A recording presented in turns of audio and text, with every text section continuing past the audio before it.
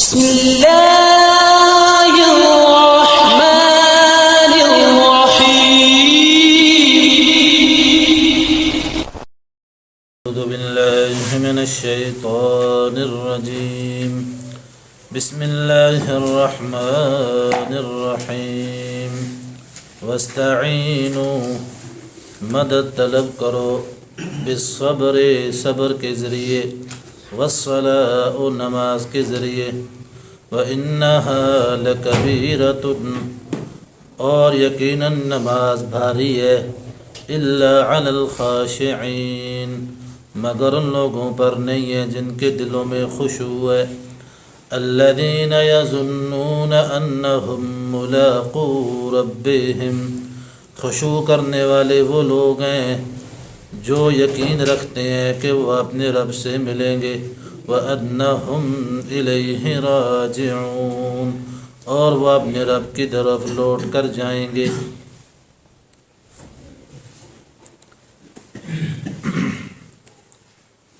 کل کے سبق میں آپ حضرات نے یہ بات سماعت فرمائی ہے کہ یہود مدینہ سے کہا جا رہا ہے حق کو نہ چھپاؤ اور حق کو باطل کے ساتھ گڑبڑ نہ کرو، ایمان لاؤ، نماز کا اہتمام کرو، زکوٰۃ بھی دو اور رکوع کرنے والوں کے ساتھ رکوع کرو۔ تو آج پھر انہی کو دو چیزوں کا حکم دیا جا رہا ہے، ایک تو صبر کا اور دوسرا نماز کا۔ وجہ اس کی علماء نے یہ لکھی ہے کہ دو چیزوں کی وجہ سے یہودیوں نے رحمت عالم صلی اللہ علیہ وسلم کا انکار کیا، اسی طرح مکے والوں نے بھی کیا، اس میں کوئی شک نہیں، اور یہی دو چیزیں آدمی کو دین کے راستے میں آگے بڑھنے سے روکتی ہیں۔ ان میں سے ایک چیز ہے حب جا۔ کیا لفظ بولا بھائی؟ حب جا۔ حب جا کا معنی یہ ہوتا ہے میں اچھے خاندان سے ہوں، اعلیٰ خاندان سے ہوں، ٹھیک ہے نا، اپنے آپ کو بہت زیادہ محترم سمجھتا ہے، جیسے ابو جہل ہے۔ اب ابو جہل نے جو ہمارے پیغمبر کی رسالت کا انکار کیا اس کی وجہ اور کوئی چیز نہیں تھی، حب جا ہے، میں وڈیرا ہوں، بڑا ہوں، سردار ہوں، میں ان کی غلامی میں آ گیا تو میری سرداری کیا ہو جائے گی؟ ختم ہو جائے گی۔ تو ایک تو وہ حب جا میں مبتلا تھے کہ حب جا میں اس طرح مبتلا تھے کہ سابقہ اکثر پیغمبر انہی میں تشریف لائے، تقریباً 4000 پیغمبر حضرت یعقوب علیہ السلام کی اولاد میں آئے، تو آخری نبی آگے حضرت اسماعیل علیہ السلام کی اولاد میں سے، تو انہوں نے ان کے آڑے حب جا آ گئی کہ بھائی ہمارے خاندان کا تو نہیں ہے، نہیں سمجھے آپ، ہمارے خاندان سے تو نہیں ہے، یہ تو باہر کا ہے، لہٰذا ہمارے خاندان کا ہوتا ہم مان لیتے، ہمارے خاندان کے نہیں ہے، ہم جانتے بھی ہیں لیکن پھر بھی ان کی رسالت کا ہم اقرار نہیں کرتے۔ تو اللہ نے فرمایا بھائی ایمان لاؤ، نماز پڑھو، نماز کے اندر حب جا کا علاج ہے، تمہاری یہ ساری حب جا نکل جائے گی۔ تو کس طرح حب جا کا علاج ہے نماز کے اندر؟ کہ نماز شروع سے آخر تک عاجزی پر مبنی ہے۔ کس پر مبنی ہے بھائی؟ تواضع، عاجزی، بندگی، عبدیت مکمل طور پہ نماز کے اندر موجود ہے۔ آپ نے جب اللہ اکبر کر لیا، نیت باندھ لی، اب آپ سلام تک نہ چل سکتے ہیں، نہ پھر سکتے ہیں، نہ بات کر سکتے ہیں، نہ آگے پیچھے دیکھ سکتے ہیں، اللہ کی مرضی کے بغیر اب کوئی کام نماز کے اندر، مکمل عاجزی ہے۔ اور سب سے عاجزانہ حالت جو نماز کے اندر ہے وہ سجدے والی ہے۔ کون سی ہے بھائی؟ کہ بندہ اپنی، چونکہ حب جا ادھر ہوتی ہے، دماغ میں ہوتی ہے، مغز میں ہوتی ہے، ابھی بندے نے اپنا دماغ ہی اللہ کے سامنے رکھ دیا، اپنا سر ہی اللہ کے قدموں میں رکھ دیا، مٹی پہ ڈھیر کر دیا، تو بتائیں حب جا باقی رہے گی؟ بولیں بھائی، کیونکہ حدیث کیا کہہ رہی ہے؟ نماز تحریمھا تکبیر، تحلیلھا تسلیم۔ جب آپ نے اللہ اکبر کر دیا اب ساری چیزیں آپ پہ حرام ہو گئی، جو آپ کے لیے جائز تھیں، کھانا آپ کے لیے جائز ہے، پینا آپ کے لیے جائز ہے، بات کرنا آپ کے لیے جائز ہے، آگے پیچھے دیکھنا آپ کے لیے جائز ہے، جو شرعاً جائز ہو آپ کر سکتے ہیں، چل پھر سکتے ہیں، ہاتھوں کو آگے پیچھے آپ کر سکتے ہیں جب آپ کو ضرورت پڑے، لیکن نماز کے اندر جب آپ نے تکبیر تحریمہ کہہ دی، اب آپ کی اپنی مرضی کیا ہو گئی؟ تو جب ایک آدمی نماز کے اندر اپنی مرضی مار دیتا ہے، اللہ کی مرضی پہ آ جاتا ہے اور صحیح کر کے نماز پڑھتا ہے، تو انشاءاللہ اللہ سے امید ہے کہ باہر کی زندگی بھی اس کی اللہ کی مرضی کے مطابق، لہذا تم نماز پڑھو، نماز کا اہتمام کرو۔ ایمان کے بعد نماز جب پڑھو گے تو تمہارے اندر سے حب جا کیا ہو جائے گی؟ ختم ہو جائے گی۔ تو اللہ ہمیں ایسی نماز پڑھنے کی توفیق نصیب فرمائے، اور ایسی نمازیں پڑھنے کے لیے کیا کہتے ہیں جماعت والے؟ محنت کی ضرورت ہے۔ ایک رکن میں اگر ایک آدمی 3 بار بغیر ضرورت کے خارج کرے گا، ایک رکن میں، قیام ایک رکن ہے، رکوع ایک رکن ہے، سجدہ ایک رکن ہے، اتحیات ایک رکن ہے، ٹھیک ہے نا، ان میں شرعی مجبوری بہت زیادہ ہو، کوئی تکلیف ہے تو ہاتھ لگا لیا، 3 دفعہ سے زیادہ اگر کرے گا نماز اس کی باطل ہو جائے گی۔ کیا ہو جائے گی بھائی؟ بولو سب بولو، نماز کیا ہو جائے گی؟ لہذا نماز میں فون آ گیا، موبائل کو دیکھ کے نمبر بھی چیک کر لیا کون ہے، نماز باقی رہے گی؟ عمل قلیل سے نماز مکروہ ہوتی ہے، عمل کثیر سے نماز باطل ہوتی ہے۔ عمل کثیر کیا چیز ہے؟ عمل کثیر کی فقہاء نے 2 تعریفیں کی ہیں۔ ایک تعریف یہ کی کہ باہر سے دیکھنے والا سمجھے یہ نماز میں نہیں ہے۔ یہ کس میں نہیں ہے جی؟ یہ نماز میں نہیں ہے، موبائل دیکھ رہا ہے۔ عرب والے تو پورا موبائل دیکھتے ہیں، چیک کرتے ہیں، ٹیشو پیپر ہاتھ میں لے کے پورا اپنا ناک کا گند، منہ کا گند اٹھا کے جیب میں ڈال دیتے ہیں، نماز کے اندر چل کے جا کے پنکھا بھی لگاتے ہیں۔ میرا ایک دوست ہے قطر میں ہوتا ہے، کہتا ہے جی مسجد میں میں اکیلا تھا، میرے ساتھ ایک عربی تھا، نماز پڑھ رہا تھا، میں بیٹھا ہوا تھا، اچانک پنکھا چل گیا۔ میں نے کہا ادھر تو ہے بھی کوئی نہیں، دیکھا تو عربی نماز کے اندر گیا چل کے، پنکھا لگا کے اپنی جگہ آ کے پھر نماز میں کھڑا ہو گیا۔ نہیں سمجھے؟ تو نماز کے اندر کیا بھائی سکون ہے، وقوموا للہ قانتین، قرآن کے اندر آیت ملتی ہے نا کہ اللہ کے سامنے بادب کھڑے رہو۔ کیسے کھڑے رہو بھائی؟ اللہ کے سامنے۔ تو عمل کثیر کی ایک تعریف کیا کی؟ دیکھنے والا سمجھے آپ نماز میں نہیں ہے۔ دوسری تعریف کیا ہے؟ جو بھی کام آپ دونوں ہاتھوں سے کریں گے نماز میں، یہ عمل کثیر میں آتا ہے۔ دونوں ہاتھوں سے آپ نے کوئی کام کیا، آپ کی نماز کیا ہو جائے گی؟ باطل۔ تو لہٰذا بہت زیادہ اس پہ احتیاط کی ضرورت ہے۔ موبائل کال آ گئی تو جیب کے اندر یہ آپ بند کر سکتے ہیں، بلکہ بند کرنا بھی ضروری ہے، کیونکہ اس سے اوروں کی نماز بھی خراب ہو رہی ہے۔ سمجھ آ رہے ہیں نا؟ سمجھ آ رہی ہے میری بات؟ اوروں کی نماز بھی کیا ہو رہی ہے؟ اس کو جیب کے اندر آپ بند کریں، اس کا خیال رکھیں۔ تو فرمایا کہ حب جا کا علاج کس سے ہوگا بھائی؟ نماز۔ دوسری چیز جو ان کو ایمان لانے سے مانے تھی، وہ ان کو نذرانے ملتے تھے، مال ملتا تھا۔ 6 پارے کے اندر آیتیں موجود ہیں، 5ویں پارے کے اندر آیتیں موجود ہیں۔ تو فرمایا مال کی زیادہ حرص نہ کرو، صبر کرو۔ کیا کرو بھائی؟ جتنا اللہ نے دے دیا اس پہ صبر کرو، اس پہ گزر کرو، گزارا کرو۔ بقیت اللہ خیر لکم ان کنتم مؤمنین۔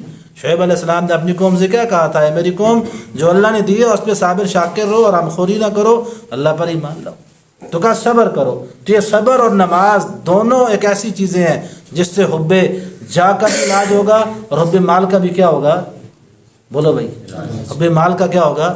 علاج۔ تو حب مال کیا ہے؟ صبر کے ذریعے اس کا علاج ہوگا، اور صبر اللہ کو سب سے زیادہ پسند ہے، کیونکہ اللہ خود فرماتے ہیں ان اللہ مع الصابرین، اللہ کس کے ساتھ ہے عزیزو؟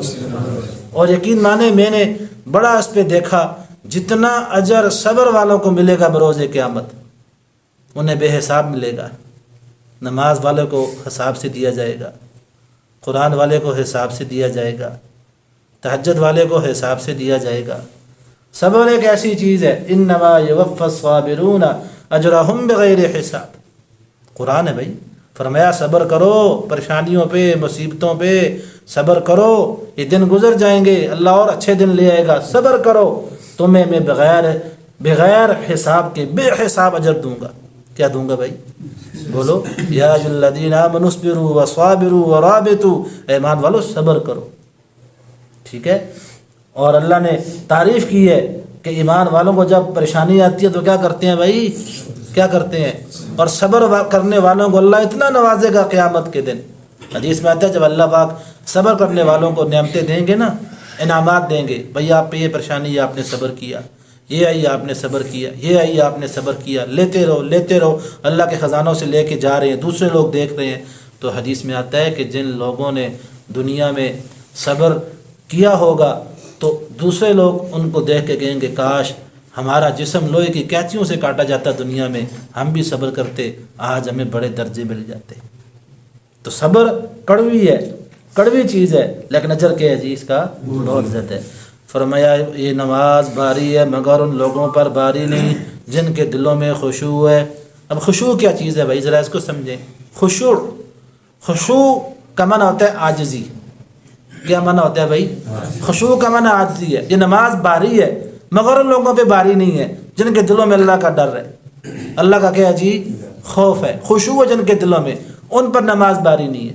اب خشوع کیا چیز ہے کہ بندہ اپنے دل سے اپنے آپ کو چھوٹا، عاجز، عبد، مسکین، فقیر سمجھ کے اللہ کے در پہ کہ اللہ کا حق ہے، اس کو میں نے ادا کرنا ہے۔ تو جو یہ اپنے آپ کو سمجھے گا تو اس پر نماز باری نہیں ہوگی۔ تو خشوع کے حوالے سے اور بھی بہت زیادہ آپ کو چیزیں مل جائیں گی، ٹھیک ہے نا۔ خشوع کا تعلق دل سے ہے۔ کس کے بھائی؟